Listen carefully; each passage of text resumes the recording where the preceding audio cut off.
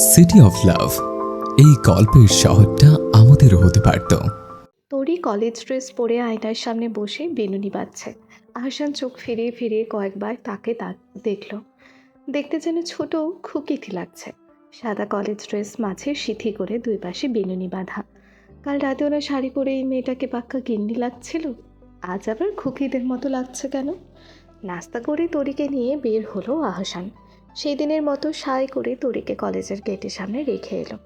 তরিকে বিদায় জানাবার সময় তরি লাজুক মুখে বলল, আপনি কি ছুটি হলে আমাকে নিতে আসবেন?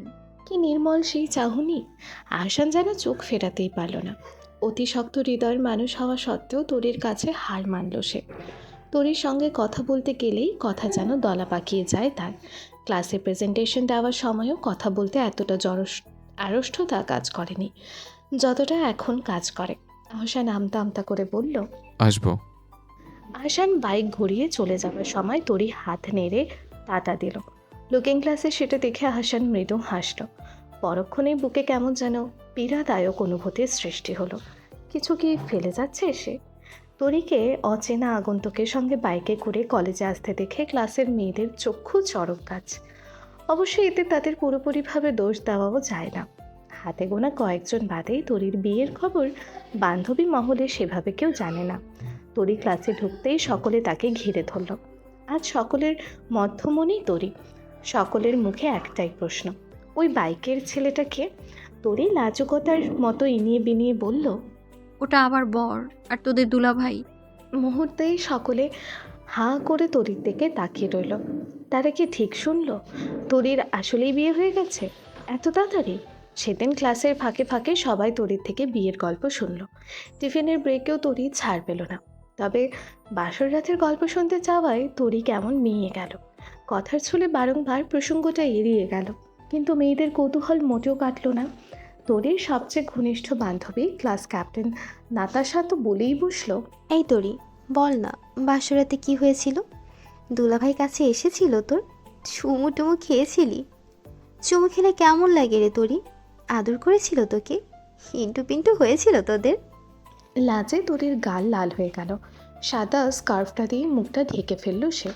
পাশ থেকে তরির বান্ধবী সুহা এসে তরিকে সুরসুরি কেটে বলল, ভাইয়াকে দেখে তো মনে হলো তোর চেয়ে বেশ লম্বা, পেটানো শরীর, ঠিক যেন ফিল্মের হিরোদের মতো। ওরকম শক্তপোক্ত শরীরের ভার সারাত কি করে সইলি রে তোরি? তরি দুই হাতে মুখ ঢেকে বসে রইল। এই মেয়েগুলো কী সব আজে বাজে কথা বলছে। তরি কি করে তাদের বোঝাবে যে ওই লোকটার সঙ্গে তরির এখনও কোনো ইন্টু পিন্টু হয়নি? লোকটার সামনে গেলেই তো তরির বুক কাঁপে, হাত কাঁপে, আবার পাও কাঁপে। তাকে কি করে চুমু খাবে তরি? নাতাশা তরির টুকটুকে গালে চিমটি কেটে বলল, শোন তরি, দুলাভাইকে গিয়ে পেছন থেকে জড়িয়ে ধরবি। প্রথমে কানের লতিতে চুমু খাবি, তারপর পেছন ঘুরিয়ে শুরুত করে চুমু খেয়ে ফেলবি। উফ, কি রোমান্টিক ব্যাপার!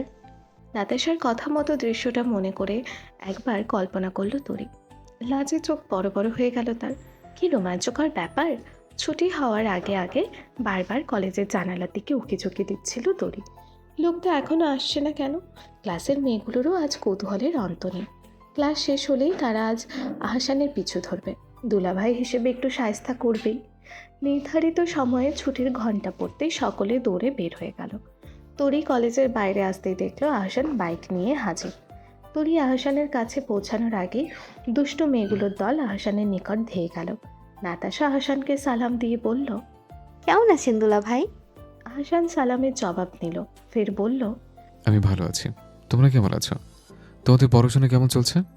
নাতাশা কিছু বলার আগেই সুহা বলল, পড়াশোনার কথা বাদ দিন দুলা যান, আজকে শালের দাবি নিয়ে আপনার কাছে এসেছে। এক দফা এক দাবি, মানতে হবে মানতে হবে। তরির অপর ক্লাসমেট সোহাগী এসে বলল, আমার ভাই তোমার ভাই আহসান ভাই, আহসান ভাই, আহসান ভাইয়ের আগমন, শুভেচ্ছার স্বাগত। আহসান মুচকি হেসে দুষ্টুমির ছলে বলল। তো আপনাদের দাবিটা কি? নাতাশা নির্দ্বিধায় জবাব দিল, চাই তো আপনার সঙ্গে সিনেমা হলে গিয়ে মুভি দেখতে, কিন্তু এখন তো আপনি বিবাহিত। কি আর করার, সব এই পোড়া কপালের দোষ। এখন ট্রিট দিয়ে আমাদের দুঃখ দূর করুন, আমরা ফুচকা খেতে চাই। আহসান মৃদু হেসে সায় জানালো। পাশের দোকানের ফুচকাওয়ালাকে বলল সবাইকে আজ মন মতো ফুচকা খাওয়াতে। তরি ফুচকার প্লেট হাতে নিয়ে মুখে ফুচকা পুড়তে পুড়তে দেখলো ক্লাসের সবচেয়ে লুচু মেয়ে ববিতা হাঁ করে আহসানের দিকে তাকিয়ে আছে। তরির বড্ড হিংসে হলো। একটু আগেও নাতাশা সুহা যখন দূর থেকে আহসানের সঙ্গে কথা বলছিল, ববিতা তখন আহসানের গায়ে হেলে পড়ছিল। রাগে কটমট করতে করতে তরি ফুচকার বাটিটা শেষ করলো। কালকে ক্লাসে গিয়ে মেয়েটাকে আচ্ছা করে শায়েস্তা করবে।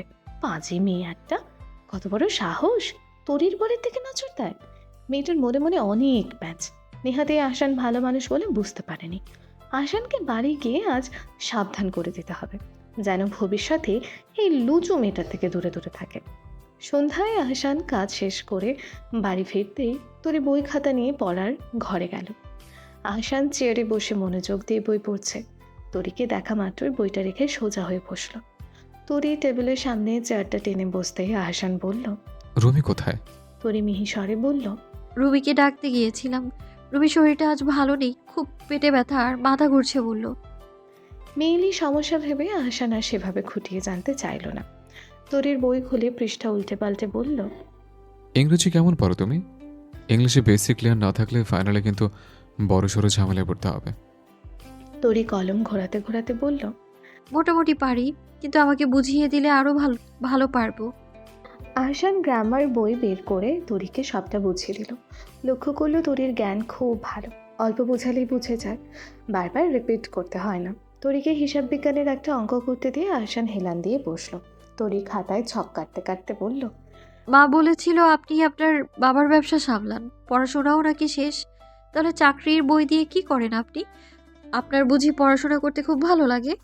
আহসান ম্লান হেসে বলল, না, ব্যাপারটা ঠিক তা নয়। আমি বাবার ব্যবসা সামলাই, এটা সত্য, কিন্তু এটাকে আমি পেশা হিসেবে নিতে চাই না। বেকারত্বের হাত থেকে রেহাই পেতে ব্যবসাকে খুঁটি হিসেবে ধরেছে।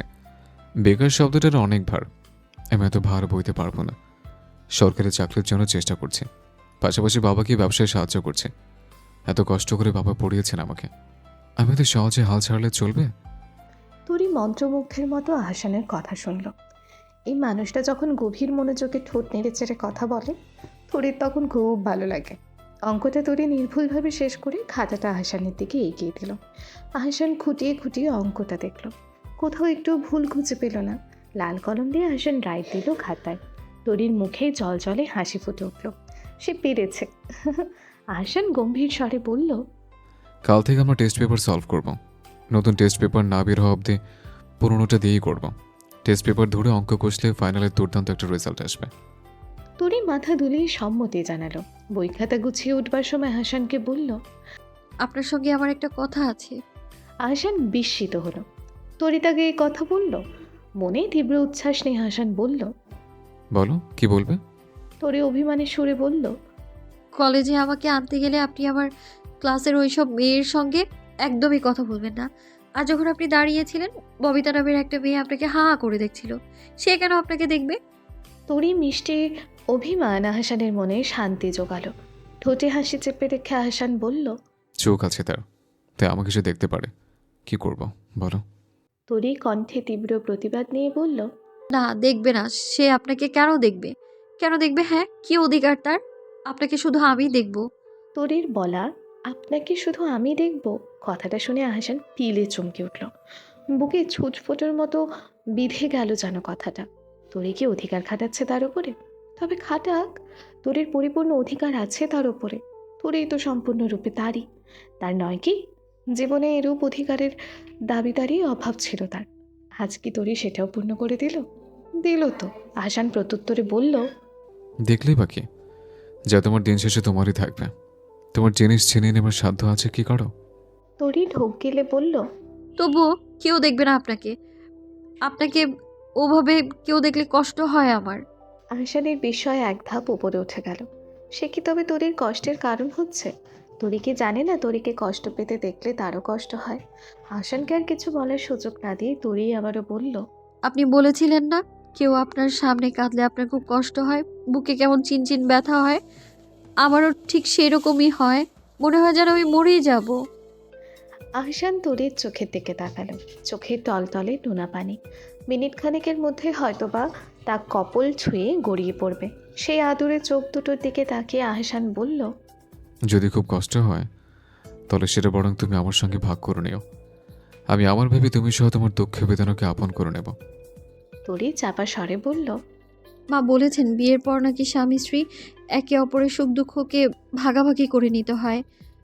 আপনি কি আমার সব সুখ দুঃখের ভাগ নেবেন? আহসান নির্লিপ্ত কণ্ঠে বলল, নেব। তোমার দুঃখগুলো আমার হোক, বিনিময়ে আমার বরাদ্দের সকল সুখ তোমার হোক। তরি চোখ মুছে বলল, আপনি খুব বোকা। সবাই শুধু সুখ চায়, দুঃখ কেউ চায় না। আপনি নিজের সুখ ছেড়ে শুধু আমার দুঃখগুলোকে চাইলেন।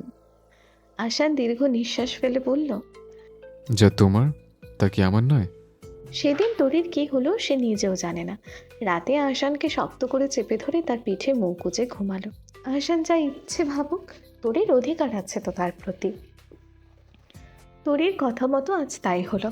আহসান কলেজ থেকে তাকে নিয়ে বাড়ি ফেরার পথে ওই মেয়েগুলোর সঙ্গে কথা বলেনি। তরি মুখে প্রকাশ না করলেও মনে মনে খুব খুশি হলো।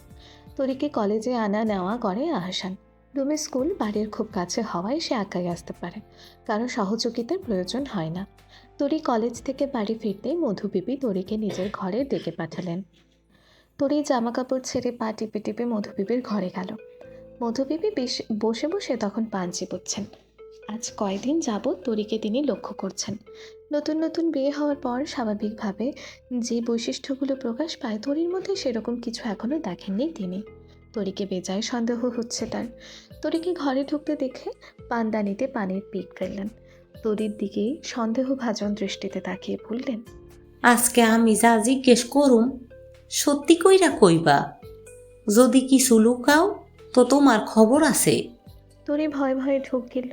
মধুবিবি তরিকে বসতে বললেন। তরি কাঁপতে কাঁপতে বিছানায় বসতেই তিনি বললেন, তোমার আর আহাসানের মধ্যে কি কিছু হইছে? সত্যি কইরা কও। তরি কথার মানে ধরতে পারল না। সরল মনে বলল, না, ওনার সঙ্গে তো আমার কোনো ঝগড়া হয়নি। মধুবিবি তরিকে ইশারায় থামিয়ে দিয়ে বললেন, ঢং দেখলে বাঁচি না। আমি ঝগড়ার কথা কই নাই। বিয়ের পর স্বামী স্ত্রীর মধ্যে যেই সম্পর্ক হয় সেই সম্পর্কের কথা বলছি। তোমাদের মাঝে স্বামী স্ত্রীর সম্পর্ক হইছে? তরি ঠায় বসে রইল। মধুবিবির প্রশ্নের জবাব তার কাছে নেই। তাদের মধ্যে এখনও ওসব হয়নি।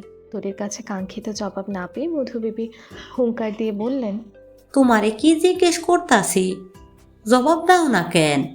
তরি ভীত সন্ত্রস্ত নিরীহের ভঙ্গিতে মাথা দুই পাশে তুলে না বোঝালো। মধুবিবি যা বোঝার বুঝে গেলেন। তরিকে এই বিষয়ে কিছু বলে লাভ নেই, যা বলার আহসানকেই বলতে হবে। সন্ধ্যার পর আহসান বাড়ি ফিরতেই মধুবিবি আহসানকে ডেকে পাঠালেন নিজ ঘরে। আহসান মধুবিবির ঘরে গিয়ে তাকে সালাম জানিয়ে বলল, কেমন আছো বাবু? তোমার শরীরটা ভালো তো? মধুবিবি সালামের জবাব নিলেন। ক্ষুব্ধ গলায় বললেন, আমার শরীর ভালাই আছে। তোমার সমস্যা কি সেইটা কও। আহসান অবাক হয়ে বলল। কেন, কি হয়েছে বাবু? মধুবিবি প্রত্যুত্তরে বললেন, কি হয়েছে সেইটা বুঝতে পারতাছো না নাকি বোঝার চেষ্টা করতাছো না? আহসান মৃদু স্বরে বলল, তোরে কি কিছু করেছে? কিছু হয়েছে বাবু? মধুবিবি মুখে পানের খিলি পুড়ে বললেন, বিয়ের পর স্বামী স্ত্রীর মাঝে শারীরিক সম্পর্ক হইব, সেইটাই স্বাভাবিক। এর মধ্যে কোনো ভুল আমি দেখি না। তোমাদের বিয়ার কয়েকদিনেই তো পার হইয়া গেল। তোমাদের মধ্যে নাকি এখনো কিছু হয় নাই? তোমার বউ নাইলে বয়সে ছোট, সে বেটি মানুষ, লজ্জায় বলতে পারে না। তুমি তো বেটা, তুমি এখনো তার কাছে যাও নাই কেন? এত লজ্জা শরম ধুইয়া কি পানি খাইবা? আহসান মিনিট খানেক নীরবতা পালন করল। এরকম একটা বিষয়ে বাড়ির মুরব্বী গোছের মানুষের সঙ্গে কথা বলতে ইতস্তত বোধ কাজ করছে তার। তবু অস্বস্তি বোধ কাটিয়ে আহসান বলল, আমাদের মধ্যে বয়সের পার্থক্যটা অনেক বাবু। 10 বছর কিন্তু কম কিছু নয়। আমি চাই আগে আমাদের মনের মিলন হোক, তারপর না হয় শারীরিক সম্পর্কের বিষয়ে ভাববো। আর এমনিতে তোরই আমারই বউ, আজ হোক বা কাল সে তো আমারই। সময় তো চলে যাচ্ছে না, একটু সময় তো দেওয়াই উচিত, নাহলে আমরা একে অপরকে কিভাবে বুঝবো? মধুবিবি নির্দ্বিধায় বললেন, তোমার দাদার সঙ্গে এত বছরের সংসার ছিল, তার সঙ্গেই আমার কখনো মনের মিল হয় নাই। তুমি এই 2 দিনের সংসারে মনের মিল খুঁজতে আসছো? এত কিছু বুঝতে গেলে সময় চইলা যাইব। তখন আর বাচ্চা কাচ্চার আব্বা হন লাগতো না তোমার। ওই মনের মিল নিয়েই তুমি বসে থাকো।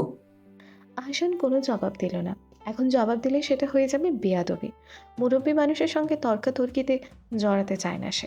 যা আছে তা তার মানেই থাকুক।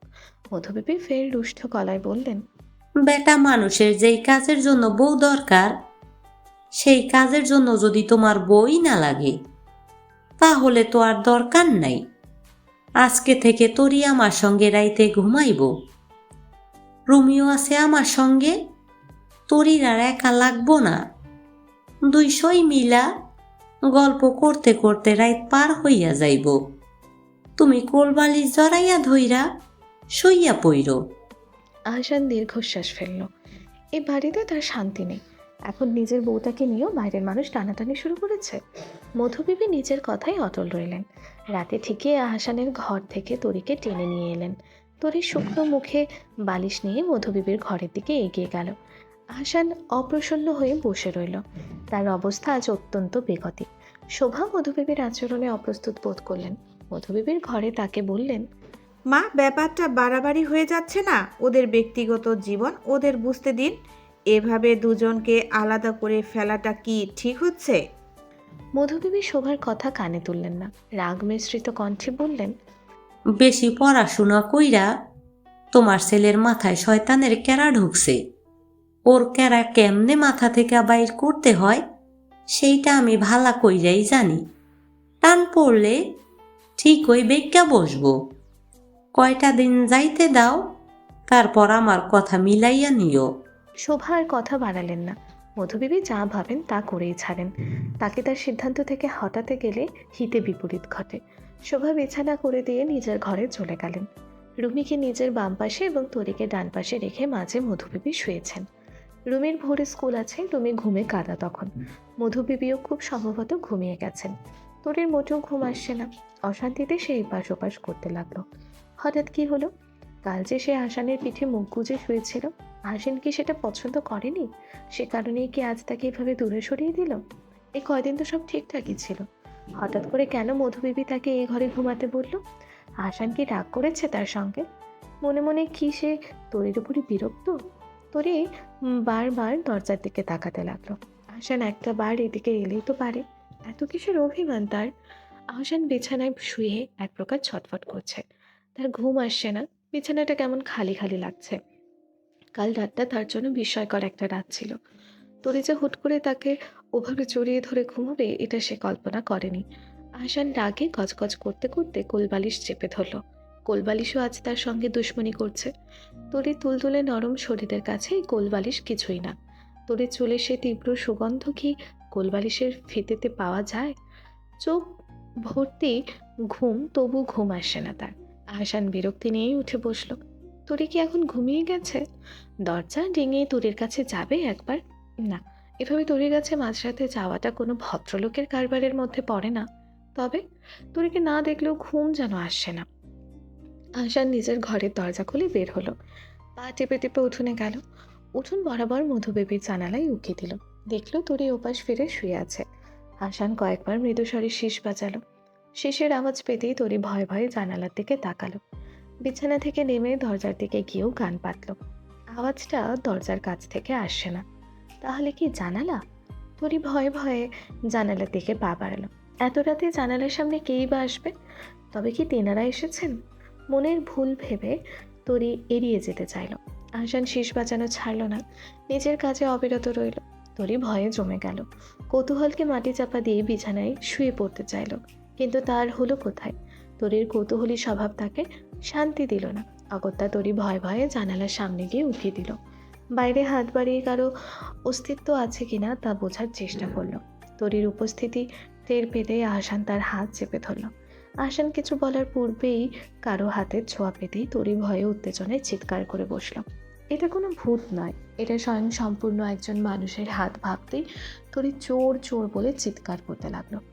তরির চিৎকারে মধুবিবি সহ রুমিও ঘুম ভেঙে গেল। মধুবিবি দ্রুত উঠে বসলেন। আহসান তখনও বোকার মতো ঠায় দাঁড়িয়ে। এক ছোটে চলে যাবার বদলে সে তখনও তরির হাত চেপে ধরে দাঁড়িয়ে রইল। তরি ফের চোর বলে চিৎকার করতে মধুবিবি তড়িঘড়ি করে বিছানা থেকে নামলেন। পানির ডাবর থেকে সুপারি কাটার জাতিটা দিয়ে চোর বেশি আহসানের হাতে তীব্র আঘাত করলেন। আহসানের হাতের তালুর ওপর পিঠের অংশ হতে গলগল করে রক্ত বের হতে লাগলো। পরিস্থিতি বিপর্যয় টের পেয়ে আহসান তরির হাত ছেড়ে এক দৌড়ে নিজের ঘরে এসে ঢুকলো। পুরনো কাপড় বের করে ক্ষতস্থানে শক্ত করে বাঁধল। ততক্ষণে অবশ্য যা হুলস্থুল হবারটা হয়ে গেছে। মধুবেবীর চিৎকারে শোভা আর মাজদাক দ্রুত মধুবেবীর ঘরে এলেন। সবকিছু শুনে মাজদাক লাঠি নিয়ে আহসানের দরজায় নক করলেন। আহসান দরজা খুলতেই বললেন, আহসান বাবা, দ্রুত বের হ। বাড়িতে চোর এসে তোর বুবুর ঘর দিকে হাত বাড়িয়েছে। মাজদাক আহসানের হাতে লাঠি গুজে দিয়ে তাকে নিয়ে বের হলেন। আহসান মনে মনে ক্ষুব্ধ হলেও তা মুখে প্রকাশ করলো না। এমন ভাব করলো যেন সে কিছুই জানে না। তরির ওপরে ভীষণ রাগ হচ্ছে তার। কেমন মেশে যে কিনা নিজের স্বামীর হাতের ছোঁয়া চেনে না। বাড়ির আশেপাশে আধা ঘন্টা ছেলেকে নিয়ে চিরুনি তল্লাশি চালানোর পরও মাজদাক চোরের টিকিটুকু অবধি খুঁজে পেল না। ভারাক্রান্ত মনে ছেলেকে নিয়ে বাড়ি ফিরে এলো সে। স্বামী পুত্রকে দেখা মাত্রই শোভা বললেন, কি গো আহসানের বাবা, চোরকে পেলে? মাজদাক হুঙ্কার ছেড়ে বললেন, আজ অল্পের জন্য চোর বেটা রক্ষা পেয়েছে। কত বড় সাহস আমার বাড়ির বউয়ের হাত চেপে ধরে। আর কোনোদিন বাড়ির তীরসীমানায় আসুক, ওই হাত ভেঙে ওর হাতে ধরিয়ে দিব। শোভা রুমিকে আর তরিকে শুয়ে পড়তে বললেন। মাজদাককেও শান্ত করে ঘরে পাঠালেন। এত সব কিছুর মাঝেও মধুবেবী আর চোখে আহসানের হাতের ক্ষতটার দিকে লক্ষ্য করলেন। চোরের হাতে ঠিক এই বরাবরই তো সে মেরেছিলেন। আবার আহসানের হাতের ক্ষতটা দেখেও তাজা ঘা মনে হচ্ছে। রক্তে কাপড় অনেকটাই ভেজা। তবে কি আহসানই? ঘটনা আন্দাজ করতে পেরে মধুবেবী মনে মনে বেজায় হাসলেন। খোদা, হে কি দিন দেখালো তাকে। পরিস্থিতি শান্ত হওয়ার পর শোভা এবং আহসান দুজনেই নিজ নিজ কক্ষে শুতে চলে গেল। মধুবেবীও নিজের ঘরে ফিরলেন। তরি ঘুমায়নি, তার মনে তখনও খুব ভয়। চোরটা যদি রাতে আবারও আসে। মধুবেবী ঘরে এসে তরিকে চেপে ধরে বললেন, আমার না হয় নাতি, তাই আমি চিনবার পারি নাই। রাইতে চোখেও অনেক কম দেখি।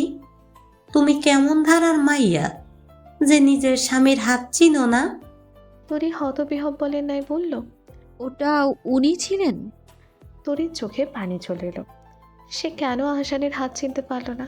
হাতে দাদিমা অনেক জোরেই তো বাড়ি মেরেছেন। হালকা রক্তের ঝলকও দেখেছিল তরি। এত বড় ভুল সে কি করে করলো? আহসান তাকে আপন ভেবে কাছে এসেছিল। সে কি করে তাকে এভাবে আঘাত করে ফিরিয়ে দিল? তরি মনে মনে নিজেকে ধিক্কার দিল। মধুবেবী আবারও বললেন, বোকা মেয়ে লোক, হুদাই আমার নাতিটারে আমার হাতে মাইর খাওয়াইলা। বেচারার কি দোষ?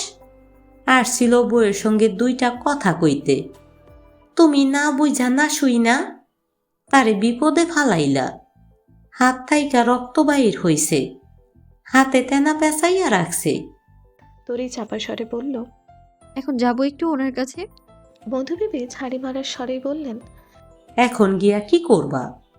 যা অঘটন ঘটানোর তা তো ঘটাইছো। রাইতে ৩টা বাজে, এখন তারে ঘুমাইতে দাও। সারাদিন খাটাখাটনি কইরা আসছে। মধুবেবী বিছানায় শুয়ে পড়তে তরিও শুয়ে পড়ল। মনটা খুব খারাপ লাগছে। আজ বড্ড ভুল করে ফেলেছে সে।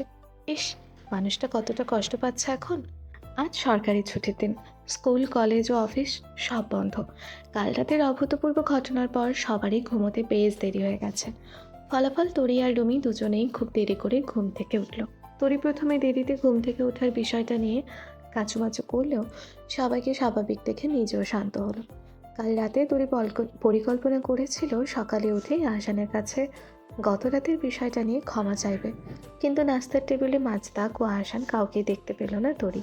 সবার কাছে শুনলো আজকে নাকি গুদামে নতুন মাল আসবে। সকাল সকাল পিতা পুত্র সেখানেই গেছে। শোভার সঙ্গে রান্নাবান্নার কাজ সেরে তরি বারবার আহসানের ঘরের সামনে উঁকিঝুঁকি দিতে লাগলো। লোকটা কেন এখনো আসছে না? তরির পিছু পিছু তখনই রুমি এলো। হাতে বড়সড় একখানা দড়ি আর বড় একটা কাঠের টুকরো। তরির দিকে তাকিয়ে ফিচেল হেসে বলল, দোলনা খাবে ভাবি? তরি প্রথমে না বলতে চাইল। মনোয়ারা পই পই করে বলেছিলেন বাড়ির বউদের এত ছোটাছুটি করতে নেই। কিন্তু শেষে রুমির জোড়াজোড়ির কাছে হার মানল। ভাবি আর ননদ দুজনে মিলে উঠোনের বড় আম গাছটার ডালে দড়ি বেঁধে দোলনা বানালো। প্রথমে তরি বসলো, রুমি পেছন থেকে ধাক্কা দিল। এরপর রুমি বসলো, তরি ধাক্কা দিল। দীর্ঘ সময় ধরে এদের দোলাদলি পর্ব চলল। ননদ ভাবি নয়, তাদের সম্পর্ক যেন দুই সইয়ের মতো। ঠিক তখনই বাইকের শব্দ পেয়ে তরি আহসানের উপস্থিতি অনুমান করতে পারল। রুমিকে বুঝিয়ে সুঝিয়ে ঘরে নিয়ে এলো। আহসানের সঙ্গে একটু শান্ত হয়ে কথা বলাটা যে খুবই প্রয়োজন। আহসান ঘরে ঢুকতেই তরি তার পিছু নিল। আহসান প্রথমে তরিকে পাত্তাই দিল না, যেন সে চেনেই না তরিকে। যে নিজের স্বামী স্পর্শ চেনে না, তার সঙ্গে কিসের কথা। তরি মনোযোগ আকর্ষণের জন্য আহসানের ঠিক সামনে গিয়ে দাঁড়ালো। আহসান তখন সবে হাত থেকে ঘড়ি খুলছে।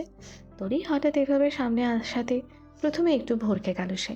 তরির পরনে হালকা আকাশি রঙের শাড়ি, চুলগুলো তখনও হালকা ভেজা। নিজ রমণীর এই রূপ যে অবজ্ঞা করা ঠিক কতটা কঠিন, আহসান আজ তা ভয়াবহভাবে টের পেল। আহসান তবুও নিজ কাজে অবিচল রইল। তরিকে উপেক্ষা করে পাশ কেটে চলে যেতে চাইলে তরি তার হাত টেনে ধরল। আহসানের শীতদারা খাড়া হয়ে গেল। পুরো শরীরে বিদ্যুতের তীব্র ঝলকানিতে কেঁপে উঠল সে। বৈধ স্পর্শের ক্ষমতা কি এতটাই বেশি? আহসান নমনীয় হয়ে পড়ল। তরির চাহনি ভঙ্গিমা তাকে এক প্রকার কোমল হতে বাধ্য করল। তরি স্বামীর ক্ষতস্থানে হাত রেখে বলল, সত্যি বলছি, আমায় বিশ্বাস করুন। আমি যদি জানতাম ওটা আপনি, তাহলে আমি কখনোই ওভাবে চিৎকার করতাম না। মা গল্প করতো রাতে নাকি তেনারা এসে জানালা দিয়ে ইয়া লম্বা হাত বাড়িয়ে মানুষের রক্ত চুষে খায়। আমি আর গুনগুন রাতে ভয়ে জানালা বন্ধ করে রাখতাম। আমি এত বড় ভুল কি করে করলাম? আপনি আমায় ক্ষমা করুন, আমি বুঝতে পারিনি। তরির মাথা নিচু করে ফেলল। বড্ড খারাপ লাগছে তার। লাল হয়ে রক্ত জমাট বেঁধে চোট লেগে কি বাজে অবস্থা হাতটার। আহসান অভিযোগের সুরেই বলল, আমার যে ব্যথা লাগলো, আমি এখন কি করে খাবো? হাতে কিছু লাগলে জ্বরে ওঠে, রক্তে বেরোয়। আজ বাইক চালাতে গিয়ে কে যে ব্যথা হয়েছিল। তরি আহসানের হাতে হাত বুলিয়ে দিতে দিতে বলল, আমি বুঝতে পারিনি ঘাট হয়েছে আমার। আর কোনোদিনও এমন ভুল হবে না। ক্ষমা করবেন না আমায়? আহসান প্রত্যুত্তরে বলল, এখন দুপুরের খাবার সময়, আমার হাতে তো ব্যথা, আমি কি করে এখন খাবো? তরি নির্দ্বিধায় বলল, আমি খাইয়ে দেবো আপনাকে। আমি গুনগুনকে ভাত খাইয়ে দিতাম, আমার হাতে খাবেন? আহসানের নিকট হতে জবাব না পেয়ে তরি বলল, আচ্ছা থাক তাহলে, আপনি না চাইলে বাদ দিন। আমি বিশ্রাম নিন আপনি, আমি আসছি তাহলে। তরি চলে যাওয়ার সময় আহসান পিছু ডেকে বলল, মৌনতা যে সম্মতির লক্ষণ, সে কি তুমি জানো না তোরে? তরির ঠোঁটে জল জলে এক চেলতে হাসি ফুটে উঠল। দৌড়ে গিয়ে হাসানের জন্য ভাত বেড়ে নিয়ে এলো, সাথে ইলিশ মাছের দো পেঁয়াজা আর ডাল। অতি যত্নের সঙ্গে আহসানের মুখে হাতের নলা তুলে দিল। আহসান তীব্র অগোচরে নিজের অপর হাতে চিমটি কাটল। বিশ্বাস হচ্ছে সবটা? হচ্ছে না। সন্ধ্যাবেলা বাড়ি ফিরে আহসান বাড়িতে অনেকক্ষণ কি যেন একটা খোঁজাখুঁজি করতে লাগলো, কিন্তু কোথাও পেল না। আহসানকে উদ্বেগে দেখে শোভা বললেন, কি হয়েছে, কিছু খুঁজছিস বাবা? আহসান গম্ভীর স্বরে বলল, কাল মোটা দড়ি এনেছিলাম গোদামের মাল বেঁধে রাখার জন্য, কোথাও পাচ্ছি না, এখানে তো রেখেছিলাম। শোভা উচ্চ স্বরে রুমিকে ডেকে পাঠালেন। রুমি মায়ের ডাকে ছুটে এলো, তার পিছু পিছু তরিও এলো। এতক্ষণ তারা দুজনে মিলে কার্টুন দেখছিল। গোপাল ভাঁড়ের পুরোনো এপিসোডগুলো সন্ধ্যাবেলায় রিপিট হয়। শোভা রুমিকে দেখে বললেন, রুহি রে, তোর ভাইকে দড়ি খুঁজে দে তো। এখানে নাকি দড়ি রেখেছিল, কোথাও খুঁজে পাচ্ছে না, একটু দেখ তো মা। দড়ির কথা শুনে রুমি উসখুস করতে লাগলো, মাথা চুলকে বলল। শোভা নিজ কন্যা ও পুত্রবধূর দিকে তাকিয়ে বললেন, এই তাহলে ননদ ভাবির দোলাদুলির ইতিহাস? আরে আহসান, দুপুরে যা কাণ্ড হয়েছিল বললে বিশ্বাস করবি না। ননদ দোলনায় বসে ভাবি সযত্নে দোলনা ধাক্কা দেয়, আবার ভাবি বসে ননদ পিছু থেকে ধাক্কা দেয়। আমি আর তোর বুবু তো হাসতে হাসতে শেষ। আহসান তরির দিকে তাকিয়ে ঠোঁট টিপে হাসল। পুচকে মেয়ে বিয়ে করার সুফল নামক কুফল। আহসান তরি আর রুমি উভয়কেই পড়তে বসিয়েছে। তরি সোজা কথায় মেনে গেল, রুমি গো ধরে বসেই আছে, আজ সে পড়বে না। শেষে আহসান বুক সেলফের ওপর থেকে মোটা লাঠি বের করায় রুমি লেজ কাটা বাদরের মতন পড়তে বসেছে। পড়াশোনার প্রতি তার বিরাট অনীহা। নেহাতেই আহসান তাকে ধরে বেঁধে রোজ পড়াতে বসায়, না হলে এই মেয়ে কবে যে গোল্লাই যেত। এই নিয়ে আহসানের আফসোসের শেষ নেই। টপারের বোন হয়ে তার পড়াশোনার প্রতি এত অনাগ্রহ। এক পড়তে বসার মাঝেই আজ সে 3 বার 3 অজুহাতে পড়া থেকে উঠল। প্রথমবার পানি খাওয়ার ছলে, দ্বিতীয়বার বাথরুমে যাবার ছলে, তৃতীয়বার বই আনার ছলে। আহসান হতাশ, এই মেয়েকে বসে আনা তার পক্ষে অসম্ভব। নৈশবোধ শেষে টেবিলে গুছিয়ে রাখবার সময় আহসান আর চোখে তরিকে ইশারা করেছিল এর অর্থ রাতে জানালাটা খোলা রেখো। তরি রাতে স্বামীর কথা মতো যোগ্য স্ত্রীর ন্যায় তাই করলো। জানালাটা খোলা রেখে সজাগ হয়ে রইল, পাছে আশার না এসে পড়ে। দীর্ঘ সময় অতিবাহিত হওয়ার পর পরিবেশ যখন শান্ত, আহসান তখন জানালায় স্বল্প আওয়াজে টোকা দিল। তরির কানে তা পৌঁছাতে সে বিছানা থেকে সাবধানে উঠে বসলো। জানালার দিকে তাকাতে আহসানের চাঁদ মুখখানি দেখল। পা টিপে টিপে দরজা খুলে বের হলো সে। অন্ধকারে অসাবধানে পা ফেলতেই তরি চিৎপটাং হয়ে পড়ে যেতে রইলে আহসান তাকে ধরে ফেলল। তরির মন আনন্দে পুলকিত হয়ে গেল। কেমন একটা নায়িকা নায়িকা অনুভূতি হচ্ছে তার। সিনেমার নায়িকা যখন পড়ে যায়, নায়ক বিদ্যুতের গতিতে এসে তাকে ধরে ফেলে। আচ্ছা, সে কি তবে নায়িকা? তবে নায়ক কে? আহসান? অবশ্যই এতে মন্দ হবে না। এমন সুপুরুষ একজন মানুষ তরির নায়ক হলে খুবই চমৎকার হবে। ক্ষণে ক্ষণে ভিলেনের হাত থেকে তাকে বাঁচাবে। আহসান তরির হাত ধরে তাকে বাইরে নিয়ে এলো। আজ ভরা পূর্ণিমা। আকাশের মাঝে স্থান পেয়েছে গোলাকার গঠনের একটি বিশাল চাঁদ। চারিপাশে তখন শুনশান নীরবতা। মৃদু মৃদু বাতাসে পাশের গোটা কয়েক গাছের পাতাগুলো ক্ষণিক পরপর একে অপরে মিশে যাচ্ছে। তরির সঙ্গে আহসানের হাতের বাঁধন শক্ত হলো। তরি জড়সড় হয়ে বলল। আপনার ভয় করছে না? আহসান সরল কণ্ঠে বলল। কিসের ভয়? তরি ভয়ার্থ স্বরে বলল। যদি এখন তেনারা আসেন? আহসান প্রশ্নের বান ছুড়ে দিয়ে বলল। কারা? তরি চুপি সারে বলল। উফ, আপনি কিছু বোঝেন না, রাতে তেনাদের নাম নিতে নেই। তরির অদ্ভুত ভূত ভিত্তির কথা শুনে আহসান ঠোঁটগুলো এলিয়ে হাসল। আচ্ছা আলো সেই হাসিটাকে সঠিকভাবে দেখার সুযোগ হলো না তরির। হেসে সে বলল। তাহলে আমি বাঁচিয়ে নেব, বিশেষ করো আমায়। তরি ঠান্ডা গলায় বলল। নিজের চেয়েও বেশি। আহসান তরিকে সঙ্গে নিয়ে বড় কাঁঠাল গাছের গড়িটায় গিয়ে বসল। তরির একেবারে সন্নিকটে সে। একেবারে একে অপরের শ্বাস নেওয়ার শব্দটাও শুনতে পাচ্ছে তারা। আকস্মাৎ বাতাসে তরির খোপা বাঁধা চুলগুলো এলোমেলো হয়ে গেল। ছোট ছোট চুলগুলো এসে চোখে মুখে বাড়ি দিল। তরি হাত উঁচু করে পুনরায় বাঁধতে চাইল। আহসান অনুরোধের সুরে বলল। বেদনা যা ছন্ন ছাড়া তা কেন অবাধ্য বাঁধনে বাঁধতে চাও? তরি ওই কথা উপেক্ষা করতে পারল না, হাত দুটো গুটিয়ে ফেলল। আহসান হঠাৎ কি যেন খপ করে ধরল, তাতে আবছা তালির আওয়াজ হলো। তরি চমকে তার দিকে তাকালো। আহসান তরির দিকে নিজের হাতের মুঠোটা বাড়িয়ে দিল। তরি সযত্নে কৌতূহলে তা খুলতেই ভেতর থেকে একটা ক্ষুদ্র জোনাকি বেরিয়ে এলো। তরি তা ধরবার পূর্বে কোথায় যে উড়ে গিয়ে মিলিয়ে গেল। তরি হতাশ হয়ে আহসানের পানে চাইল। তীব্র হতাশাচ্ছন্ন স্বরে বলল। সবাই শুধু আমাকে ছেড়ে চলে যায়, আপনিও কি চলে যাবেন? আহসান তপ্ত কণ্ঠে বলল।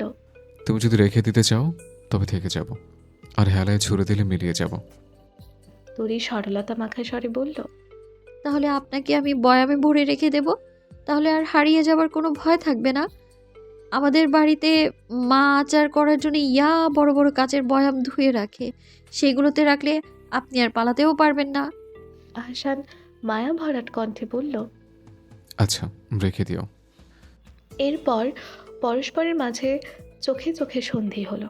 চারিদিকে ঝিঝি পোকার আওয়াজ যখন সমারোহ, তখন তারা একে অপরের চোখের নেশায় বন্দী। একে অপরের প্রতি নৈকট্য লাভের আশা যেন আরও বাড়ল। দৃষ্টির খেলা তখন অধরে এসে থামল। কখন যে তারা একে অপরের অধরে মত্ত হলো কে জানে। দুজনের নিঃশ্বাস মালা যেন ঘন হয়ে গেল। আহসান নিজ স্ত্রীর গাল হাতের আঁচলায় পুড়ে নিল। তরিও যেন নিজের ধ্যান জ্ঞান হারিয়ে ফেলল। তার মাথায় শুধু একটা শব্দই এলোমেলো হয়ে বাড়ি খাচ্ছে। আহসান, আহসান আর আহসান। মিনিট খানিক সময় অতিবাহিত হওয়ার পর যুগলের ঘোর কাটল। নিজেদের অবস্থান টের পেয়ে দুজনেই সরে গেল। তীব্র অস্বস্তিতেও একে অপরের দিকে তাকাতে ভুলল না তারা। এভাবেই নীরবতার অদূরে কেটে গেল কিছু মুহূর্ত। চাঁদের অপরূপ সৌন্দর্যে ঘায়েল হলো তরি। চাঁদের দিকে তাকিয়ে তরি বলল। আজ রাতটা কত সুন্দর, তাই না? পেছন থেকে জবাব এলো। তুমি রাতের চেয়ে সুন্দরী তরি। তরি লজ্জায় মাথা নুইয়ে ফেলল। আহসান ফের বলল। তুমি মেয়েটা ভাদ্র মাসের তীব্র দাবানলে এক পশলা বৃষ্টির মতো সুন্দর। তরি এত শক্ত কথার মানে বুঝল না, ফ্যাল করে তাকিয়ে রইল শুধু। রুমি আজ স্কুলে যায়নি, তার বেজায় জ্বর। হুট করে এত জ্বরের আগমন কোথা থেকে হলো কে জানে। শোভা প্রথমে স্কুলে না যাবার অজুহাত ভেবেছিলেন, পরে মেয়ের গায়ে হাত দিয়ে দেখলেন তীব্র জ্বর। জ্বরের ঘরে কী সব বিড়বিড় করছে যেন। রুমের এইরূপ দশা দেখে তরির বড় করুণা হলো তার প্রতি। কলেজে যাওয়ার কথা শুনে সেও বেঁকে বসলো। সইকে এভাবে ফেলে যেতে ইচ্ছে হচ্ছে না তার। শেষে শোভার বকুনি খেয়ে মুখ গোমড়া করে কলেজে গেল সে। আহসান এই সেই বলে তার অভিমান ভাঙাতে চাইল, তবে সফল হলো না। তার মন পড়ে আছে বাড়িতে, রুমির কাছে। গুনগুনের জ্বর এলেও সে রুমির মতন স্কুলে যেতে চাইতো না। জ্বরে আলুথালু অবস্থায় কী সব যে বিড়বিড় করতো, কিছু মুখেও তুলতে চাইতো না। জোর করে দুধ রুটি খাইয়ে দেওয়া হতো তাকে। জ্বর ভালো হয়ে গেলেও মিছে জ্বরের বাহানায় স্কুলে যেতে চাইতো না। মনোয়ারার বকুনিতে গাল ফলিয়ে স্কুল যেত। পেটে পেটে সে কি রাগ তার! ক্লাসে তরির আজ আর মন নেই। সকালবেলা রুমি জ্বরে নির্জীব মুখটাকে দেখে বারবার গুনগুনের কথা মনে পড়ছে কেন? গুনগুন কি ভালো আছে? নাতাশা, সুহা ও কুহু এসে ক্লাসের মাঝে তরির সঙ্গে কত গল্প জুড়ে দিল। তরির মাথায় সেসব ঢুকছে না। কোথায় আছে গুনগুন? গুনগুনের কি মনে পড়ে বোনকে, নাকি খামখেয়ালিপনায় ভুলে গেছে তরিকে? ক্লাস শেষে বাইকে করে আহসান নিতে এলো তাকে। তরি চুপচাপ বাইকে গিয়ে বসলো। আজ মন ভালো নেই তার। কেন নেই সেটা সে জানে না। তরির মৌনতায় আহসান বারবার লুকিং গ্লাসে তরিকে পর্যবেক্ষণ করলো। স্বভাবতই খুব বেশি কথা তরি বলে না, তবে এতটা গুটিসুটি মেরে চুপ করে বসে থাকার মতন মেয়ে তো সে নয়। কি হলো আজ তার? বাড়ি ফিরতেই তরি রুমের ঘরে হানা দিল। গিয়ে দেখলো রুমি বিছানায় হেলান দিয়ে শুয়ে আছে, চোখ মুখ কুচকে। মাঝতাক ভাতের প্লেট হাতে নিয়ে বসে আছেন। ছোট ছোট নলা তুলে রুমিকে খাইয়ে দিচ্ছেন। হজান্তেই তরির চোখটা ঝাপসা হয়ে এলো। দরজার সামনে দেখেই ঘুরে চলে এলো সে। বাবা মেয়ের একান্ত মুহূর্তে বাগড়া দেওয়াটা সংযতপূর্ণ হবে না। আহসানের ঘরে গিয়ে বসলো সে। আহসান ঘরে নেই, হয়তো দুপুরের খাবার খাচ্ছে। তরির শরীরে শক্তি নেই, কেমন একটা বিতৃষ্ণা ভর করেছে শরীরে। রুমির মতো একটা জীবন কি তার হতে পারতো না? এই যে বাবাকে হুটহাট বাবা বলে জড়িয়ে ধরতে পারে, জ্বর হলে বাবার হাতে খাবার খেতে পারে, এই সুখটুকু কি তার হতে পারতো না? এ কি জীবন তার! চারিপাশে বাবার সমবয়সী এত এত লোক, কিন্তু বাবা বলে ডাকার মতো কেউ নেই। এটা কি কম কিছু? তরি বালিশে মুখ গুজে হাওমাও করে কেঁদে উঠল। সেই ক্রন্দন রুমির প্রতি হিংসায় নয়, বাবার শূন্যতাও তার প্রতি তীব্র অভিমান মিশ্রিত ছিল তাতে। একবার কড়া রোদে স্কুলে গোল্লাছুট খেলে বাড়িতে ফিরে কড়কড়ে ঠান্ডা পানিতে গোসল করার ফলে তীব্র জ্বর এসেছিল তরির। ঠান্ডায় গলা বসে গিয়েছিল। খাবার রুচি শূন্যের কোঠে গিয়ে পৌঁছেছিল। মনোয়ারা যখন খাবার নিয়ে তরির পেছনে ছুটতে ছুটতে ক্লান্ত, হায়দার তখন অতি যত্নের সহিত মেয়ের মুখে খাবারের গ্রাস তুলে দিতেন। তরি তখন বেজায় বিরক্ত হতো। খাবার মুখে নিয়ে দীর্ঘ সময় বসে থাকতো। বড্ড তিতকুটে লাগতো যে। আহসান খাবার টেবিল থেকে উঠেই তরিকে এদিক সেদিক খুঁজল, কোথাও পেল না। মেয়েটা তবে গেল কোথায়? তোয়ালে দিয়ে হাত মুছতে মুছতে ঘরে ঢুকলো সে। ঘরে ঢুকতেই রীতিমতো চমকিত হলো সে। বিছানায় ওপর হয়ে শুয়ে তরি বালিশে মুখ গুজে রেখেছে। আহসান সন্দর্পণে তার সামনে গিয়ে দাঁড়ালো। এ কি, মেয়েটা কাঁদছে কেন? মায়াভরা দৃষ্টিতে একগুচ্ছ কৌতূহল নিয়ে আহসান স্ত্রীর মাথায় হাত রাখল। তরি বিস্মিত হয়ে উঠে বসলো। হাতের উল্টো পিঠ দিয়ে চোখটা মুছে ফেলল। আহসান ভ্রুকুচকে বলল, তুমি কাঁদছো কেন তুলতুল? দীর্ঘদিন পর নিজের পুরনো নাম কারো মুখে শুনতে পেয়ে তরি থমকে গেল। কিছু মুহূর্তের জন্য তার মনোযোগ সম্পূর্ণভাবে ঘুরে গেল। ঘূর্মিশ্রিত সুরে সে বলল, কি বলেন? আরেকবার বলুন না। আহসান স্বাভাবিক ভঙ্গিতে বলল, তোমার কি হয়েছে তুলতুল? শরীর খারাপ করেছে? রুমির মতো তোমারও জ্বর এলো নাকি? এটুকু বলেই তরির কপালে হাত রাখল সে। কই না তো, জ্বর তো আসেনি। তরি নিজের অনুভূতিকে দমিয়ে রাখতে চাইল। বুকের বেদনাকে বাইরে আসার সুযোগটুকু দেওয়ারও প্রয়োজন বোধ করল না। কেমন যেন নিশ্চুপ হয়ে গেল। আহসান তরির দিকে কিছুটা এগিয়ে গেল। তরির চুলে বিলি কাটতে কাটতে বলল, কি হচ্ছে তুলতুল? তরি নিজেকে আর ধরে রাখতে পারল না। ছোট হাঁসের ছানার মতো আহসানের বুকে মাথা রেখে কেঁদে ফেলল। সে কি বাঁধ ভাঙা কান্নার সুর! আহসানের বলিষ্ঠ বুকেও যেন কাঁপন ধরল। তরিকে অভয় দেওয়ার জন্যে পিঠে হাত বুলিয়ে দিতে দিতে আহসান বলল, তুলতুল, এই মেয়ে, কি হয়েছে তোমার? আমাকে না বলে কিন্তু তোমার সঙ্গে আরই নেব। এভাবে কতক্ষণ আমার দুশ্চিন্তা ফেলে রাখবে? তরি হেঁচকি তুলতে তুলতে বলল, রুমির জীবনটা কত সুন্দর, তাই না? এই যে যখন তখন বাবাকে কাছে পায়, অসুস্থ হলে বাবার আদর পায়। এমনটা আমার সঙ্গে হয় না কেন? বাবা চলে যাওয়ার পর আমি আল্লাহকে বলেছি আমি যেন আর অসুস্থ না হই, কারণ আমাকে মুখে তুলে দেওয়ার মতো বাবা থাকবে না তো। জানেন, আমার জ্বর এলে বাবা আমায় খাইয়ে দিত, জোর করে দুধের গ্লাস হাতে ধরিয়ে দিত। আমি রুমিকে হিংসা করছি না, তবে আমার না খুব লোভ হয়। আমি কি রুমি হতে পারতাম না? আহসান মনোযোগ দিয়ে তরির কথা শুনল, দীর্ঘ নিঃশ্বাস ফেলে বলল, আদরের লোভে তোমার রুমি হবার প্রয়োজন নেই। তুমি তুলতুল, এটাই তোমার পরিচয়। একটা বিবাহিত মেয়ের জীবনে তার দায়িত্ব নেয় 3 পুরুষ। প্রথমে বাবা, তারপর স্বামী, এরপর তার পুত্র। আমি জানি না আমার সন্তান তোমার ঠিক কতটুকু খেয়াল রাখবে, তবে আমি হলফ করে বলতে পারি, আমার যতদিন হায়াত থাকবে আমি তোমায় কখনো উপেক্ষা করব না। তোমার কষ্ট আমাকে ব্যথিত করে, সহ্য করতে পারি না, কষ্ট হয়। একজন স্ত্রী হিসেবে এটুকুই কি তোমার জন্য যথেষ্ট পাওনা নয় তোরে? তরি মুখ ফুটে কিছু বলতে পারল না, মাথা নিচু করে বসে রইল। আহসান বিছানা থেকে উঠে দাঁড়ালো, টেবিলে সাজিয়ে রাখা খাবারের পাত্র থেকে খাবার বাড়ল প্লেটে। প্লেটে হাতে তরির সামনে গিয়ে দাঁড়ালো, খাবার মেখে আনাড়ি হাতে তরির মুখের সামনে তুলে ধরলো। রুমিকে মাঝে মধ্যে জোরপূর্বক খাইয়ে দিত সে। রুমির পর তরি হয়তো প্রথম কেউ যার জন্য এত যত্ন নিয়ে সে ভাত মেখেছে। আহসানকে এরূপ পিষে দেখে তরি ভেজা চোখে ট্যাপ ট্যাপ করে তাকিয়ে রইল। তরিকে অবাক করে দিয়ে আহসান তরির মুখে খাবার তুলে দিল। তরি হতবিহ্বল, চমকিত, বিস্মিত। আর কি কি পদবিতে ব্যাখ্যা করা যায় এই পরিস্থিতিকে? বাবার পর তরির জীবনে মুখ্য ভূমিকা পালন কে করছে? আহসান। বাবার পর প্রথমবার কোনো পুরুষ তরিকে খাইয়ে দিল। বিষয়টা কি স্বাভাবিক? অস্বাভাবিক হলে হোক, এরূপ আদরে যত্ন পেতে তরির মন্দ লাগছে না। তরিকে খাইয়ে দিয়ে আহসান রুমির কাছে গেল। জ্বরের ঘরে চোখ দুটো বোঝা, ঠোঁট কেমন তিত্তির করে কাঁপছে। আহসান আলগোছে রুমির মাথায় হাত বুলিয়ে দিল। রুমির বালিশের তলায় মুঠো ভর্তি লজেন্স রেখে এলো। জ্বর এলে তেতো মুখে রুমি লজেন্স খেতে খুব ভালোবাসে, এতে তার বমি বমি ভাবটা কেটে যায়। ছোটবেলার অভ্যাস সে। সন্ধ্যায় বই খাতা নিয়ে তরি আহসানের ঘরে হামলা চালালো। আহসান পড়ার ঘরে গিয়ে পড়ার কথা বললে তরি এড়িয়ে গেল। বিছানার উপরে বই খাতা এলোমেলো করে পড়তে বসলো। তরির এক রোখামিপনা দেখে আহসান মুখে রা অব্দি কাটল না। বিছানার উপরে তরিকে একটা অঙ্ক করতে দিয়ে নিজেও বই নিয়ে বসলো। তরি তখন মনের সুখে তরির এলিয়ে দিয়ে উবু হয়ে অঙ্ক কষতে ব্যস্ত। রুমি জ্বর কিছুটা ছেড়েছে, কিন্তু দুর্বলতা এখনও কাটেনি বিধায় আহসান পড়ার জন্য জোরাজোরি করেনি। আহসান বই পড়ার ফাঁকে আনমনে একবার তরির দিকে তাকালো। নবযৌবন যেন তার উপচে উপচে পড়ছে।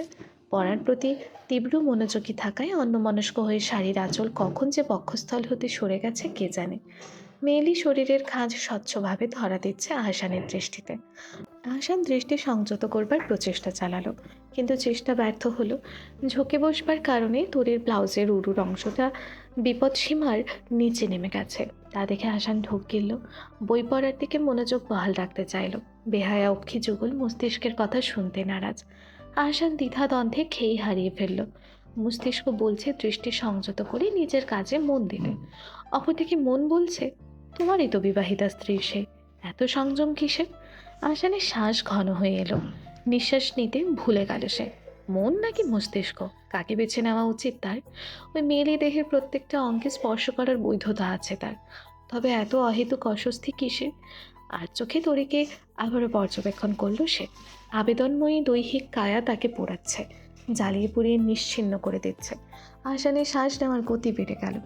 বই রেখে সে ঘন ঘন নিঃশ্বাস গ্রহণে মনোযোগী হলো। বারবার চোখ ফেরাতে চেয়েও পারছে না। ওই সুনিপুণ দেহে না ছুতে পারলে তার জীবন বৃথা। তরির সান্নিধ্য পাওয়াটা আজ খুব করে দরকার। শেষমেশ বিবেক আহসানকে একটা প্রশ্ন করেই বসল, শরীর ছোঁয়ার আগে স্ত্রীর মন ছোঁয়া দরকার, তুমি কি তা পেরেছ? আহসান সেই প্রশ্নের উত্তর দিতে পারল না। ওই প্রশ্নই তাকে কুপকাত করে ফেলল। যন্ত্রণাময় পরিস্থিতি থেকে রেহাই পাবার জন্য আহসান বলল, আজ আর পড়তে হবে না তোরে, বই খাতা গুটিয়ে ফেলো।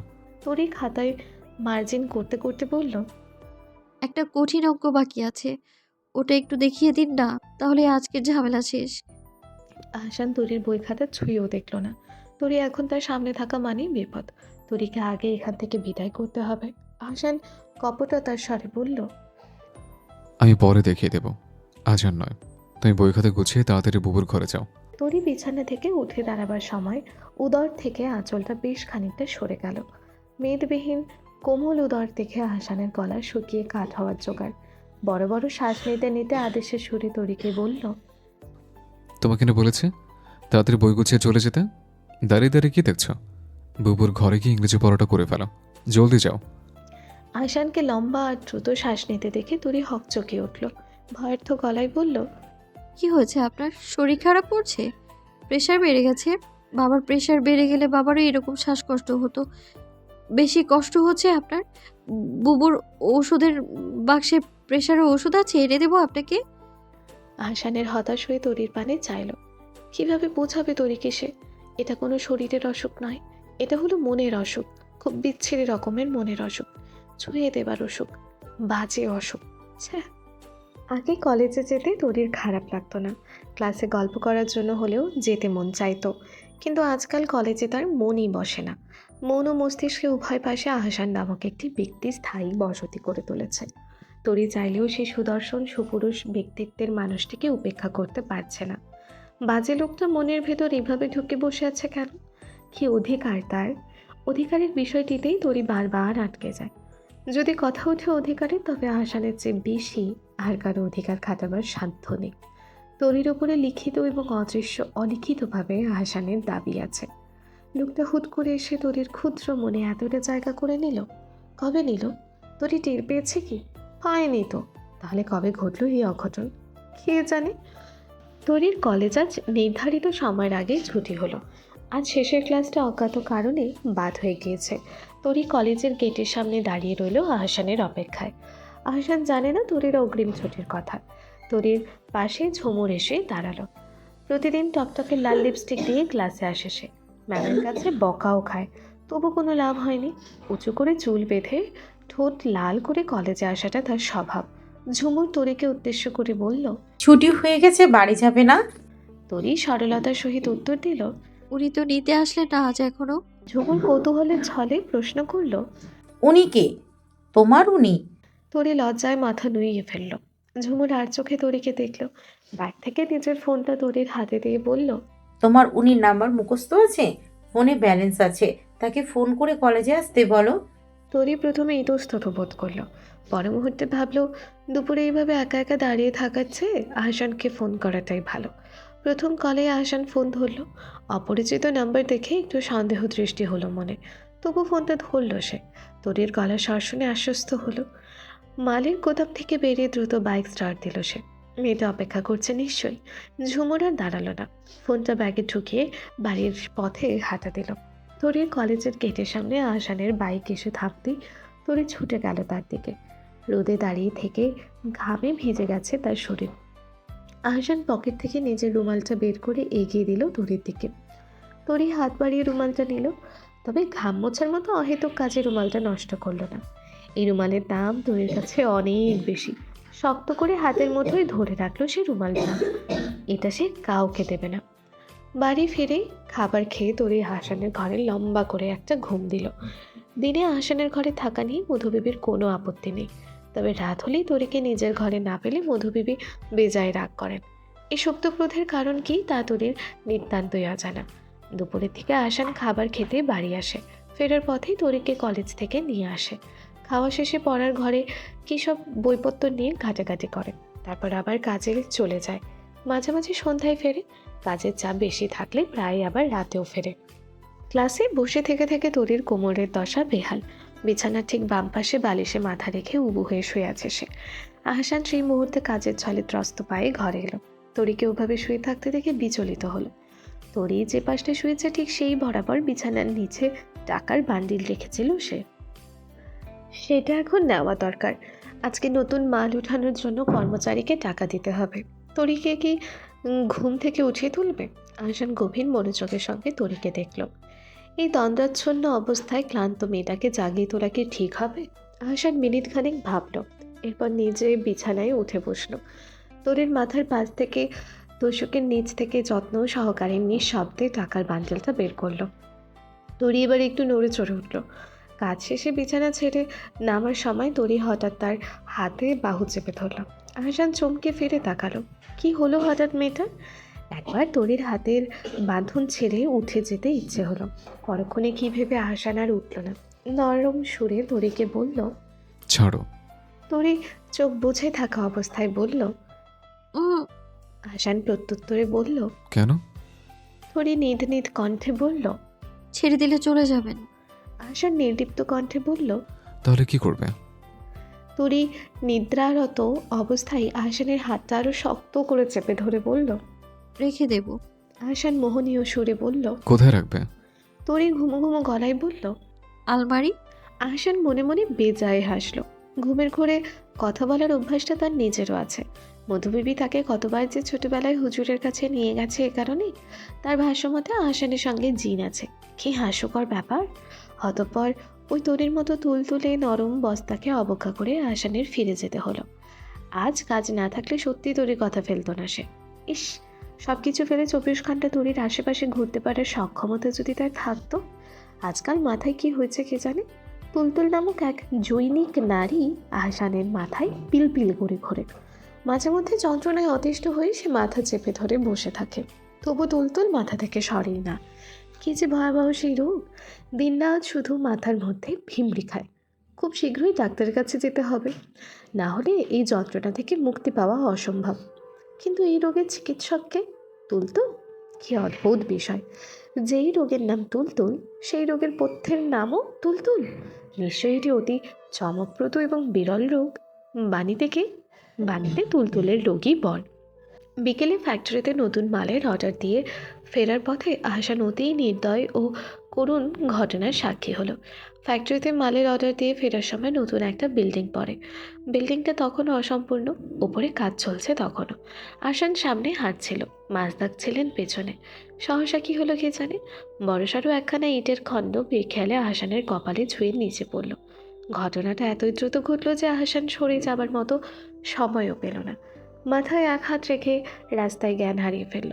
মাজদাক সম্পূর্ণ ঘটনার প্রত্যক্ষ দর্শনকারীই ছিলেন। রাস্তায় ছেলেকে ধরে তিনি বসে পড়লেন। আহাসানের তখন জ্ঞানহীন, মাথার বাম পাশ চুয়ে চুয়ে পড়ছে তার তরল লাল রঞ্জক পদার্থ। পথচারী ও এলাকাবাসীদের সহায়তায় আহাসানকে ধরে হসপিটালে নিয়ে যাওয়া হলো। মাজদাক তখন ভয়ে আশঙ্কায় বুকে পাথর চেপে বসে আছেন। বাড়িতে ফোন করে খবর দেবার মতো মানসিক অবস্থা তার নেই। সুস্থ সবল ছেলেটার একই দশা। শোভাকে কোন মুখে সেই কথা জানাবে? ছেলেটাকে এই অবস্থায় দেখে তার নিজেরও যে বুক কাঁপছে। মাজদাক নিজের মাথা চেপে ধরে কেঁদে ফেললেন। এই ছেলে তার প্রাণ। ছেলের কিছু হলে তিনি বাঁচবেন না। সৃষ্টিকর্তা হয়তো সেদিন এক বাবার এরূপ করুণ আর্তনাদকে হেলায় সরিয়ে দিতে পারলেন না। আন মনে করার সকল দোয়া কবুল করলেন। নার্স এসে জানালো আহাসানের জ্ঞান ফিরেছে, তবে মাথার বাম পাশে ফেটে গেছে, তাতে 5টা সেলাই পড়েছে। মাজদাক দুহাত তুলে শুকরিয়া আদায় করলেন। দ্রুত পা চালিয়ে ছেলেকে দেখতে গেলেন। আহাসান তখন বেটে মাথা দিয়ে শুয়ে আছে। রক্তক্ষরণ হওয়ায় শরীর দুর্বল, স্যালাইন চলছে। শোভা রাতের খাবার নিয়ে অপেক্ষা করছে। মাজদাক বলেছিলেন ফিরতে দেরি হবে আজ, তাই বলে এত দেরি? রাত 11:30 বাজতে চলল, এখনও কারো খোঁজ নেই। মধুবেবী কয়েকবার এসে ছেলে আর নাতির খোঁজ করে গেছেন। তরিয়ার রুমি আহাসানের অপেক্ষায় ছিল। অগত্য শোভা তাদের ঠেলে ঠুলে পড়তে বসিয়েছে। শোভার অপেক্ষার অবসান ঘটল। স্বামী ও পুত্র দুজনেই ঘরে ফিরল। কিন্তু এই ঘরে ফেরা সেই ঘরে ফেরা নয়। আহাসান ফিরল বাবার কাঁধে এক হাত ভর করে। আহাসানের মাথায় বড় মোটা ব্যান্ডেজের স্তর দেখে শোভা আটকে উঠলেন। ছেলের কি হাল? দুপুরে তো ভালো মানুষ বাড়ি থেকে বের হলো, তবে এখন? শোভা দৌড়ে ছেলের কাছে ছুটে গেল। আহাসানের পা তখনও চলছিল না। ড্রয়িং রুমের সোফায় বসে পড়ল সে। প্যাচে পড়ে গিয়ে কবজিতে আঘাত লেগেছে, সেখানটায়ও ব্যান্ডেজ পড়েছে। স্বামীর মুখে সবটা শুনে শোভা কেঁদে ফেলল। সৃষ্টিকর্তা আজ বড় বাঁচা বাঁচিয়েছেন। মাথা একটা সংবেদনশীল অঙ্গ, সেরকম বড় কিছু হয়নি, এটা তার ভাগ্য। ভাত মেখে আহাসানকে খাইয়ে দিলেন তিনি। আহাসান খুব বেশি খেলো না, মাত্র কয়েক নলা খেয়ে মুখ ফিরিয়ে নিল। শোভায় জোর করলেন না, ছেলেকে ঘরে নিয়ে শুইয়ে দিলেন। এমনিতেও আজ কম ধকল যায়নি ছেলেটার ওপরে। ক্লান্ত রুগ্ন দেহ নিয়েও আহাসান আজ ঘুমোতে পারছে না। তোরে একবারও এলো না তার কাছে? কেন এলো না? কি এত কাজ তার? হাতে কাজ থাকতেই পারে, তাই বলে এতটা নিমগ্নতা? একটাবার এলেও কি পারতো না সে? তোরের নিকট এতটাই ফেলনা সে? তীব্র অভিমানে আহাসান খেয়েই হারিয়ে ফেলল। ব্যথানাশক ওষুধের ঘোরে চোখ জুড়ে ঘুমের রেশ নেমে এলো। বুকের ওপর ডানা হাতটা রেখে ঘুমিয়ে পড়ল সে। শরীরে আনাচে কানাচেতে ব্যথার অন্ত নেই। আহাসানের ঘুমের স্থায়িত্ব খুব বেশি সময় ছিল না। মিহিসুরে কান্নার শব্দ শুনে তার ঘুম ভাঙল। চোখ খুলেই দূরের মুখটা দেখতে পেল সে। এই দর্শন খুবই অদ্ভুত। তরির কাঁদো কাঁদো মুখ দেখে আহসানের মায়া উপচে পড়ল তার প্রতি। অভিমান যেন পা গুটিয়ে পালালো। তরির পরিপাটি করে রাখা চুলের আজ আলুথালু অবস্থা, চোখ থেকে চিকন পানির ফোঁটা বেয়ে পড়ছে, থুতনির ডগা নাকের ডগা কেমন লাল লাল। আহসান ভাঙা গলায় বলল, কি হচ্ছে তুলতুলি বেগম? নামের বিকৃতি শুনে তরির রাগ হওয়ার বদলে আরো কান্না পেল। কি অবস্থা হয়েছে লোকটার! এরকম হবে জানলে আজ বাইরেই যেতে দিত না আহসানকে সে। তরি অভিযোগের সুরে বলল, আপনি ভীষণ বাজে আর বেখেয়ালি একজন লোক। খুব খুব খুব বাজে আপনি। পথে ঘাটে চলতে পারেন না, দেখেছেন আজ কি হলো? আপনি আসলেই বাজে লোক, একটা পচা লোক। আহসান কণ্ঠভর্তি গভীরতা নিয়ে বলল, তুমি তাহলে ভালো করে দাও, আমি অনেক বাজে, অনেক অনেক বাজে। তরি আহসানের হাতের উপরে মাথা রেখে কেঁদে ফেলল। আহসান লক্ষ্য করলো তার হাত ভিজে যাচ্ছে। তরির চোখের পানি গুনে হয়তো। তরি ক্রন্দনরত গলায় বলল, আপনার জন্য কত কেঁদেছি আমি জানেন? আপনি সব সময় শুধু আমায় কষ্ট দেন, আপনার মধ্যে কোনো দয়া মায়া নেই। আহসান প্রশ্ন করল, কেন কাঁদলে তবে? তরি চোখ মুছে বলল, আপনার কষ্ট হচ্ছে তাই কাঁদছি। আপনার কষ্টের কথা ভাবলে আমার কেমন যেন লাগে, কেমন কেমন যেন অনেক কষ্ট হয় আমার। আহসান ছোট শ্বাস ফেলে প্রশ্নের ছলে বলল, কষ্ট আমার, ব্যথা আমার, আর কাঁদছো কেন তুমি? তরি পর মুহূর্তে জবাব দিল, কেন? যা আপনার তা কি আমার নয়? এই ছোট প্রশ্নের উত্তর আহসান দিতে পারল না। উত্তরটা মুখ ফুটে বেরিয়ে হলো না। যুদ্ধের সৈনিকের দিকে ছোড়া তেজস্বী রাইফেলের গুলির মতো তরির করা প্রশ্নটা তার বুকে এসে বুকটাকে ছিন্ন বিচ্ছিন্ন করে দিল। কোথাও কি মানুষের হৃদয় এতটা ঝড় তুলতে পারে? পারে তো। তরি আজ নিজ গুণে তা প্রমাণ করে দিল। তরি আহসানের মাথার ক্ষতটা খুঁটে দেখতে দেখতে বলল, আপনার এমন দশা হবে জানলে আজ আপনাকে ঘর থেকে বের হতেই দিতাম না, বেঁধে হলেও রেখে দিতাম। আহসান মশকরার ছলে বলল, কি করে বাঁধবে? দড়ি দিয়ে নাকি আঁচল দিয়ে? তরি জবাবে কিছুই বলল না। নিজের শাড়ির আঁচলের অংশটা দিয়ে আহসানের পরনের পাঞ্জাবির নিচের অংশটায় একটা গিট দিল। তরির কাণ্ড দেখে আহসান সত্যি সত্যি হেসে ফেলল। সেই রাতে মধুবেবী আর বাগড়া দিতে এলেন না। তরি আহসানের ঘরেই ঘুমালো, আহসানের ডান হাতে মাথা রেখে আহসানের বুকে মুখ গুজে। আহসানের মাথার ব্যান্ডেজটা আজ খুলে ফেলা হয়েছে। ক্ষতটা সেরে গেছে, তবে কালচে বর্ণের একটা দাগ রয়ে গিয়েছে। হাতের কবজির আঘাতটাও ঠিক হয়ে গেছে। অসুস্থতার বাহানায় মাছদাক ছেলেকে ব্যবসার কাজে একদমই হাত লাগাতে দেননি। ঘরে শুয়ে বসেই দিন কেটেছে তার এক প্রকার। কাজের মধ্যে অবশ্য একটা কাজ হয়েছে, জমিয়ে রাখা চাকরির পড়াগুলো শেষ করে ফেলেছে সে। আহসান সর্বক্ষণ বাড়িতে উপস্থিত থাকার দরুন রুমি এবং তরি উভয়কেই বেশ দৌড়ের ওপর থাকতে হয়েছে। সন্ধ্যা থেকে রাত অবধি পড়ার টেবিল ছেড়ে উঠতেই পারেনি তারা। আজ আগের রুটিনে অভ্যস্ত হয়ে পড়েছে আহসান। দীর্ঘদিন পর কাজে ফিরেছে সে। ঘরে শুয়ে বসে তার এক প্রকার বিরক্তি ধরে গেছে। কি একঘেয়ে জীবন।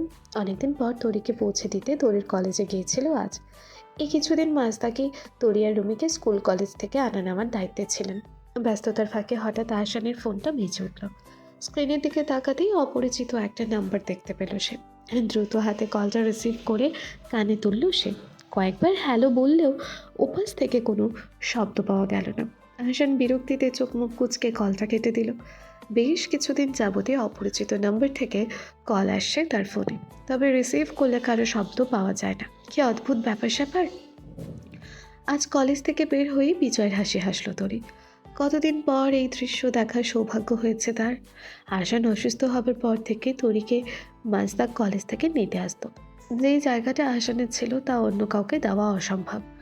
আজ ক্লাসের ফাঁকে কতবার যে কলেজের বারান্দায় উকিঝুঁকি দিয়েছে তরি, তার হিসেব নেই। মনে মনে তার একটাই প্রশ্ন, আহসান কি এসেছে বাইক নিয়ে? তরির ছটফটে কাণ্ড দেখে নাতাশা সহ সকলেই মুখ লুকিয়ে লুকিয়ে হেসেছে। বিয়ের পর স্বামীর প্রতি এরূপ অদৃশ্য সুতোর টান দেখতেও এতটা মধুর হয়। আজ সন্ধ্যায় তরি কিংবা রুমি কেউই পড়তে বসলো না। বাসায় হঠাৎ আগন্তুকের বেশি মেহমান এসেছে। তরি অবশ্য এদের চেনে, এর আগেও দেখেছে সে তাদের। আহসানের বন্ধু হয় তারা। আহসান অসুস্থতার সময়টুকুতে বেশ কয়েকবার এসেছে তারা। বিয়ের দিন এদের আহসানের আশেপাশে দেখেছিল সে। আহসান বন্ধুদের দেখলেই প্রাণ খোলা হাসি জানিয়ে তাদের আমন্ত্রণ জানায়। এরপর আড্ডায় মত্ত হয়ে দুনিয়া ভুলে যায়। তরি নাস্তার ট্রে হাতে রান্নাঘর থেকে বের হতেই রুমি এসে আকস্মাত তার হাত থেকে ট্রেটা ছিনিয়ে নিল। তরি হতবাক হয়ে রুমির দিকে তাকাতেই রুমি বলল, এত নাস্তা দিয়ে এদের সঙ্গে ঢং করতে হবে না ভাবি, এরা আস্ত ছোঁচা। ওই যে সবচেয়ে লম্বা করে যে ভাইয়ার সঙ্গে বসে আছে সেই সবচেয়ে বেশি ফাজিল। বাকি দুজন ভাইয়া ভালো, তবে ওটা আস্ত একটা বদ। ভাইয়ার লাই পেয়ে আরও মাথায় উঠে বসেছে। তরি হতাশ হয়ে রুমির দিকে তাকিয়ে রইল। লম্বা করে যিনি আহসানের পাশে বসে আছেন তার নাম রঙ্গন, পাশের দুজনের নাম সৌম্য আর অর্ক। প্রথম যেদিন তারা বাড়িতে এসেছিল আহসান নিজেই তাদের সঙ্গে তরিকে পরিচয় করিয়ে দিয়েছিল। এরপর থেকে তারা কোনো প্রয়োজনে বাড়িতে এলে তরি তাদেরকে নাস্তা দিয়ে আপ্যায়ন করে। রুমি অবশ্য আহসানের কোনো বন্ধুদের সামনে যায় না, শোভাই বারণ করেন যেতে। একটা অবিবাহিত মেয়ের এভাবে ভাইয়ের বন্ধুদের সামনে যাওয়া মোটেও উচিত নয়। বলতে গেলে শোভা রুমির বিষয়ে একটু সংবেদনশীল। রুমির বাক্য অগ্রাহ্য করেই তরি ড্রয়িং রুমে নাস্তার ট্রেটা দিয়ে এলো। রঙ্গন, সৌম্য এবং অর্ক তরিকে দেখে ভাবি বলে সালাম দিল। তরি লজ্জায় মাথা নামিয়ে ফেলল। বয়সে বড় তিনজন মানুষ তাকে ভাবি ভাবি বলে সম্বোধন করছে, বিষয়টা বড় লজ্জার। রুমি দূর থেকে রঙ্গনকে দেখা মাত্রই তার অগোচরে রঙ্গনকে ভেঙচি কাটল। ছোটবেলায় ভাইয়ার সঙ্গে যখন এই রঙ্গন নামক ব্যক্তিটি রুমিদের বাড়ি আসতো, রুমির তখন বেশ রাগ হতো। অর্ক এবং সমুকে রুমি সেভাবে চেনে না, দূর থেকে অবয়বখানি দেখেছে শুধু। আহসানের ভার্সিটি লেভেলের বন্ধু তারা, তবে রঙ্গনকে সে বেশ ভালোভাবে চেনে। আহসানের স্কুল জীবনের বন্ধু সে। রুমি অবশ্য তাকে মোটেই পছন্দ করে না। বাড়িতে এলেই রুমির বিনুনি ধরে টানাটানি করতো সে, বাদর ছেলে। তরি নাস্তার ট্রে রেখে চলে আসার সময় সৌম্য নামের ছেলেটি তরি চলে গেছে ভেবে আহসানকে বলল, ভাবিকে নিয়ে কোথাও যাওয়ার প্ল্যান নেই বন্ধু? বিয়ে শাদী করেছো, হানিমুন বলেও তো একটা ব্যাপার আছে নাকি? এতদিন মাথা ভেঙে পড়েছিলে বিছানায়, তাই আর বলা হয়নি। কিন্তু এখন ভাবিকে নিয়ে কোথাও ঘুরে আসা উচিত তোর। এরপরে বাচ্চা কাচ্চা এলে দূরত্ব আরও বাড়বে দুজনের মাঝে। নিজেদের মধ্যে ডুবে থাকার এটাই সক্ষম সময়। আহসান মাথা চুলকে বলল, আসলে কাজের প্রেশারে এত সব নিয়ে ভাবা হয়নি। তরির পড়াশোনার ক্ষতি হবে ভেবে আর আগায়নি ওদিকে। পরীক্ষাটা শেষ হোক, তারপর যাব না হয়। বন্ধু সমাজে অর্ক নিজ বিটলামের জন্য বিটলা নামে বেশ পরিচিত। আজও তার ব্যতিক্রম ঘটল না। নিজ নামের মর্যাদা সে ফের প্রমাণ করল। বাঁকা হেসে হাসানকে বলল, পরীক্ষার আশায় বসে থাকলে কিছু হবে না বন্ধু। যাবা নাকি ভাবিকে নিয়ে লিটনের ফ্ল্যাটে? চাবি লাগবে, চাবি। অর্কের কথা মানে ধরতে পেরে হাসান সোফা থেকে উঠে অর্কের পিঠে জোরে সোরে একটা চাপড় বসালো। অর্ক হাসতে হাসতে রঙ্গনের পিছু গিয়ে লুকিয়ে পড়ল। অর্ক, সৌম্য ও রঙ্গন রাতে খেয়ে দিয়ে বাড়ি ফিরল। শোভা তাদের না খেয়ে ফিরতে দেয়নি। ছেলে বয়সী তিনটা ছেলে যে তারই ছেলের সমতুল্য, বিপদে আপদে আহসানের পাশে ওদের সব সময় দেখেছে শোভা। রঙ্গনের উপস্থিতি অনুমান করে রুমি এতটা সময় মধুবিবির ঘরে লুকিয়েছিল এক প্রকার। আহসানের বন্ধুরা চলে গেছে ভেবে যেই না রুমি মধুবিবির ঘর থেকে বের হলো, সেই রঙ্গনের সামনে পড়েই গেল সে। রঙ্গন তখন বাইকের চাবি গুটিয়ে বের হচ্ছে সবে। যেখানে বাঘের ভয় সেখানে সবার আগে শুনতে হয়। মধুবিবির ঘরটা অতি বাজে একটা জায়গায় পড়েছে, পুরো বাড়ির শেষে একেবারে মেইন গেটের মুখোমুখি। আরেকটু পর বেরোলেই তো পারতো সে, তাহলে আর রঙ্গন নামক আনামুকুটার সঙ্গে তার দেখা হতো না।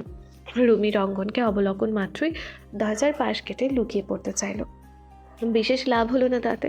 রঙ্গন ফাঁকা গলায় নিম্ন সুরে বলে ফেলল, খামচি রানী, কড়কড়ানি।